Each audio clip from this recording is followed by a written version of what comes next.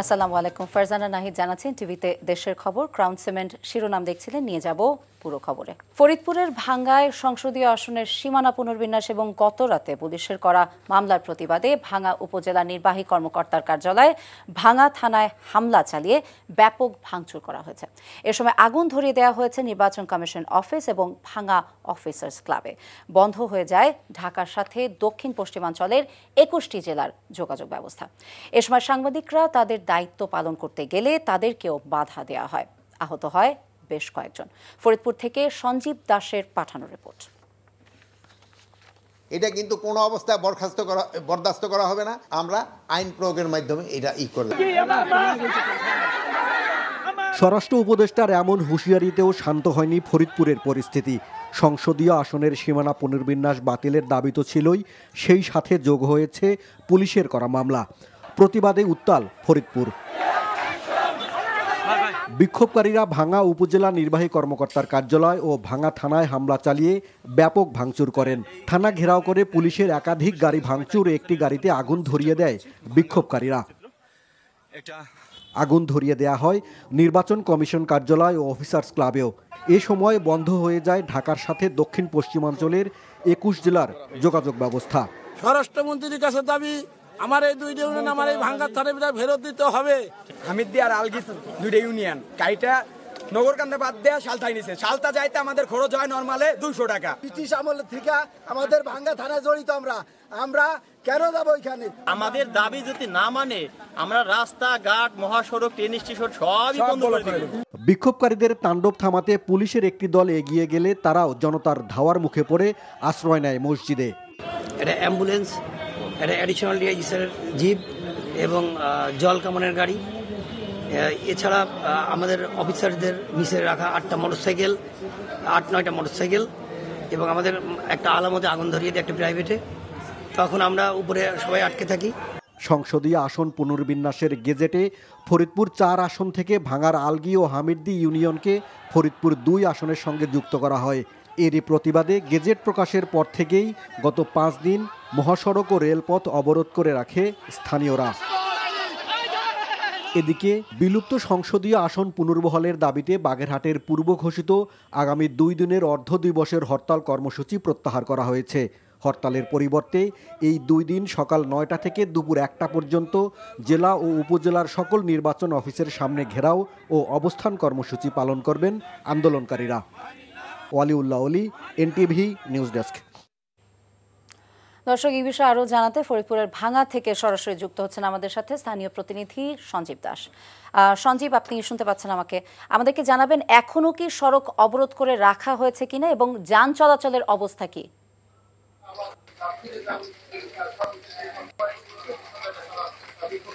ফারজানা, আপনি যেমনটা বলছেন যে যান চলাচলের কথা, সেখানে কিন্তু আমরা দেখেছি যে বিকাল 3:30টার পর থেকেই যান চলাচল পরিস্থিতি আস্তে আস্তে স্বাভাবিক হতে শুরু করে। এই মুহূর্তে কিন্তু পরিস্থিতি একদম স্বাভাবিক এবং যান চলাচল করছে। ফারজানা, একটু জানিয়ে রাখি, আমি এই মুহূর্তে দাঁড়িয়ে আছি ফরিদপুর ভাঙ্গা হাইওয়ে থানা পুলিশ যেখানে কার্যালয়, সেখানে কিন্তু দুপুরে ব্যাপক হামলার শিকার হয় এই থানাটি। এখানে 12টি গাড়ি ভাঙচুর করা, একটি গাড়িতে আগুন ধরিয়ে দেওয়া হয় এবং এখানে যে অফিস কক্ষগুলো রয়েছে সেই অফিস কক্ষগুলোতেও কিন্তু হামলা চালানো হয়েছে এবং আশেপাশের যত তাদের বাইরের যে থাই গ্লাসগুলো সেগুলো কিন্তু ভাঙচুর চালায় এখানে অবরোধকারীরা। 4 থেকে 500 অবরোধকারী এখানে আসে বলে আমরা ভাঙ্গা থানা হাইওয়ে থানা সূত্রে জানতে পেরেছি। একই সাথে কিন্তু তারা ভাঙ্গা যে থানা, সেই থানাতেও কিন্তু হামলা চালায়। সেখানে 4টি গাড়ি ভাঙচুর করা হয় এবং তারপরেই তারা সেখান থেকে কিন্তু ভাঙ্গা যে উপজেলা নির্বাহী কর্মকর্তার কার্যালয়, সেখানে গিয়েও তারা ব্যাপক ভাঙচুর করে এবং অফিসার্স ক্লাব, আপনার সিএসি অফিস সহ বিভিন্ন জায়গায় তারা ভাঙচুর চালায় এবং সেখানে থাকা 8 থেকে 10টি মোটরসাইকেল তারা ভাঙচুর চালায় এবং কয়েকটিতে আগুন ধরিয়ে দেয়। পরিস্থিতি এই মুহূর্তে কিন্তু ভাঙ্গাতে স্বাভাবিক অবস্থা, কারণ বৃষ্টি হচ্ছে। অবরোধকারীরা কিন্তু দুপুরে হামলা চালিয়ে 3:30টার পরেই তারা কিন্তু আসলে মহাসড়কের যে রাস্তাগুলো ছেড়ে দিয়ে তারা কিন্তু ঘরে ফিরে গেছে এমনটাই আমরা দেখেছি। একই সাথে ফরিদপুর জেলা প্রশাসক বলেছেন যে নির্বাচন কমিশন থেকে এই বিষয় নিয়ে তাদের কাছে প্রতিবেদন চাওয়া হয়েছে এবং প্রতিবেদন তারা হয়তো খুব তাড়াতাড়ি তারা দিয়ে দেবেন এবং 2-1 দিনের ভিতরে এই সমস্যার সমাধান হবে বলে ফরিদপুর জেলা প্রশাসক সূত্র কার্যালয় থেকে জানা গেছে। আর এই ছিল ফারজানা আমার কাছে সর্বশেষ চিত্র ফরিদপুরের অবরোধ এবং ভাঙচুর নিয়ে। আমরা ভাঙ্গায় সড়ক অবরোধের খবর জানছিলাম। জুলাই সনদের ভিত্তিতে আগামী সংসদ নির্বাচন সহ 5 দফা দাবিতে কর্মসূচি ঘোষণা করেছে বাংলাদেশ জামায়াতে ইসলামী। রাজধানী মগবাজারে আল ফালা মিলনায়তনে এক সংবাদ সম্মেলনে একথা জানান জামায়াতের নায়েবে আমির ডাক্তার সৈয়দ আব্দুল্লাহ মোহাম্মদ তাহের। আগামী 18 সেপ্টেম্বর ঢাকায় সমাবেশ এবং বিক্ষোভ মিছিলের ঘোষণা করে দলটি। 19 সেপ্টেম্বর বিভাগীয় শহর এবং 26 সেপ্টেম্বর সকল জেলা উপজেলায় বিক্ষোভ মিছিল করবে জামায়াত।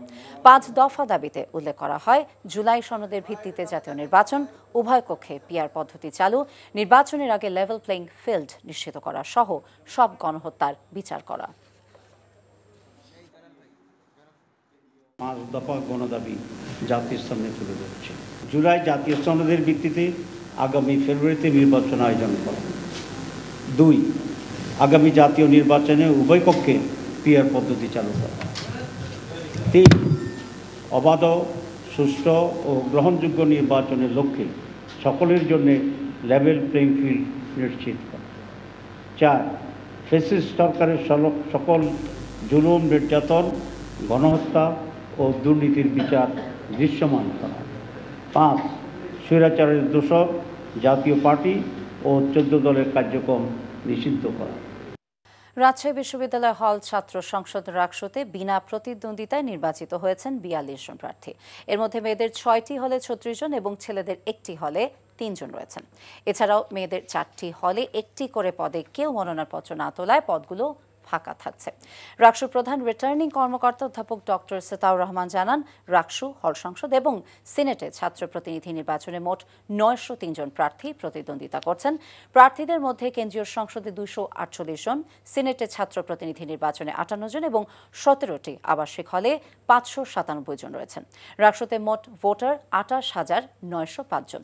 রাকসুতে ভিপি পদে 18 জন, জিএস পদে 14 জন এবং এজিএস পদে 16 জন প্রার্থী প্রতিদ্বন্দ্বিতা করছেন। ভোট গ্রহণ অনুষ্ঠিত হবে আগামী 25 সেপ্টেম্বর। চট্টগ্রাম বিশ্ববিদ্যালয় কেন্দ্রীয় ছাত্র সংসদ চাকসু নির্বাচনের মনোনয়নপত্র বিতরণ চলছে। শিক্ষার্থীদের নানা সুযোগ সুবিধা নিয়ে কাজ করার আগ্রহের কথা জানাচ্ছেন প্রার্থীরা। পাশাপাশি সুষ্ঠুভাবে নির্বাচন সম্পন্ন করতে প্রয়োজনীয় উদ্যোগ নেওয়া হচ্ছে বলেও জানিয়েছেন নির্বাচন পরিচালনা কমিটি। চট্টগ্রাম থেকে শামসুল হক হায়দরির পাঠানো রিপোর্ট, ক্যামেরায় ছিলেন এনামুল হক। প্রায় 36 বছর পর অনুষ্ঠিত হতে যাচ্ছে চট্টগ্রাম বিশ্ববিদ্যালয় কেন্দ্রীয় ছাত্র সংসদ চাকসু নির্বাচন। চাকসু ভবনের দোতলায় নির্বাচন কমিশন কার্যালয় থেকে প্রতিদিন মনোনয়নপত্র বিতরণ করা হচ্ছে, যা চলবে মঙ্গলবার পর্যন্ত। দীর্ঘ 36 বছর পর যখন চাকসু হচ্ছে তখন আমি চিন্তা করছি যে এটাই হচ্ছে যে সুযোগ খেলোয়াড়দের জন্য আরো ভালোভাবে কাজ করে। আমরা সমাজতান্ত্রিক ছাত্রফ্রন্ট, বাংলাদেশ ছাত্র ইউনিয়ন যৌথভাবে এই চাকসু নির্বাচনকে কেন্দ্র করে আমরা একটা প্যানেল করেছি। আমাদের প্যানেলের নাম দ্রোহ পর্ষদ। আমার ইচ্ছে আছে যে আমি শিক্ষার্থীর জন্য কাজ করব এবং শিক্ষার্থী বান্ধব যত কাজ আছে সবই কাজে আমি করতে প্রস্তুত। আগামী 12 অক্টোবর ভোট গ্রহণ সামনে রেখে প্রয়োজনীয় প্রস্তুতি নেওয়া হয়েছে বলে জানিয়েছে নির্বাচন পরিচালনা কমিটি। এর মধ্যে 2টি বিশ্ববিদ্যালয়ে নির্বাচন হয়ে গেছে। আমাদের এখানে একটু পরে হওয়াতে আমরা একটু অ্যাডভান্টেজ পেলাম। সেটি হলো যে ওখানকার কিছু কিছু বিষয় আমরা এখানে দেখতে পেয়েছি কি কি বিষয়ে আমাদেরকে অ্যাড্রেস করতে হবে। আমরা ক্যাম্পাসকে নিরাপত্তার চাদরে ঢেকে রাখব। 1966 সালে প্রতিষ্ঠিত চট্টগ্রাম বিশ্ববিদ্যালয়ে প্রথম চাকসু নির্বাচন অনুষ্ঠিত হয় 1970 সালে। এরপর সর্বশেষ নির্বাচন অনুষ্ঠিত হয় 1990 সালের 8 ফেব্রুয়ারি। দীর্ঘ বিরতির পর এই নির্বাচন নিয়ে শিক্ষার্থীদের মাঝে ব্যাপক আগ্রহ তৈরি হয়েছে। NTV news desk. জাকসু নির্বাচনে ফলাফল ঘোষণার পর নবনির্বাচিতরা দায়িত্ব বুঝে নেওয়ার আগে জোরে সোরে চলছে জাকসু ভবনের সংস্কার এবং ধোয়া মোছার কাজ। সকালে জাহাঙ্গীরনগর বিশ্ববিদ্যালয়ের জাকসু ভবনে গিয়ে দেখা যায় পুরাতন ভবন খসে মেজে চলছে চকচকে করা এবং বৈদ্যুতিক সংযোগ দেওয়ার কাজ। আগামী বুধবার শপথ গ্রহণের পর জাকসু ভবন থেকেই শিক্ষার্থীদের অধিকার আদায়ের নেতৃত্ব দেবেন নবনির্বাচিত নেতারা। অন্যদিকে টানা 4 দিন বন্ধ থাকার পর আজ খুলেছে বিশ্ববিদ্যালয়, চলছে একাডেমিক এবং প্রশাসনিক কার্যক্রম। ছাত্র সংসদ নির্বাচনে জিতলেই জাতীয় নির্বাচনে তার প্রভাব থাকবে এমনটা দেখা যায় না বলে মন্তব্য করেছেন বিএনপির আন্তর্জাতিক বিষয়ক সম্পাদক হুমায়ুন কবির। দুপুরে যুক্তরাজ্য থেকে সিলেট ওসমানী আন্তর্জাতিক বিমানবন্দরে পৌঁছান হুমায়ুন কবির। এ সময় পাকিস্তানের উদাহরণ দিয়ে তিনি বলেন, সেখানেও ছাত্র শিবিরের মতো এক দল বিভিন্ন ছাত্র সংসদ নির্বাচনে জয় পায়, তবে জাতীয় নির্বাচনে তাদের কোনো খবর থাকে না। এ সময় বিমানবন্দরে স্থানীয় বিএনপি, ছাত্রদল এবং যুব দলের নেতাকর্মীরা তাকে স্বাগত জানান।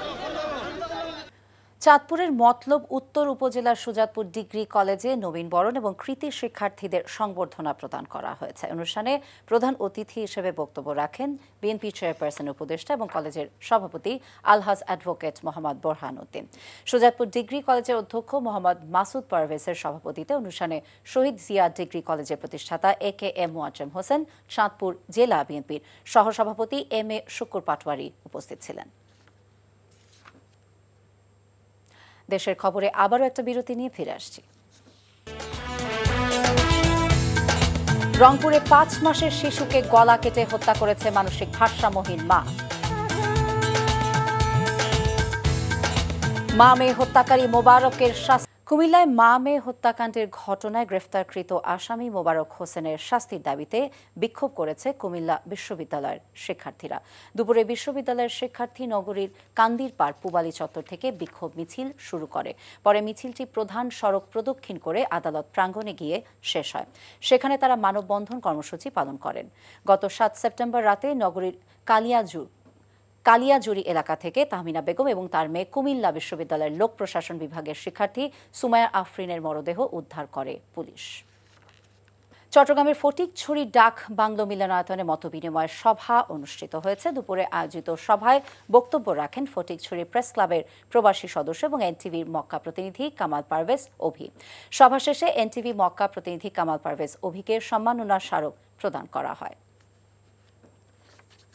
এই ছিল দেশের খবর। এই খবরের ভিডিও সবটি জানতে ভিজিট করুন এনটিভি অনলাইন www.ntvbd.com। এছাড়া এনটিভির জনপ্রিয় সব অনুষ্ঠান এবং খবরের আপডেট জানতে ভিজিট করুন আমাদের ইউটিউব এবং ভেরিফাইড ফেসবুক পেজ। 6টায় ইভিনিং নিউজ দেখার আমন্ত্রণ রইল। সবাইকে ধন্যবাদ।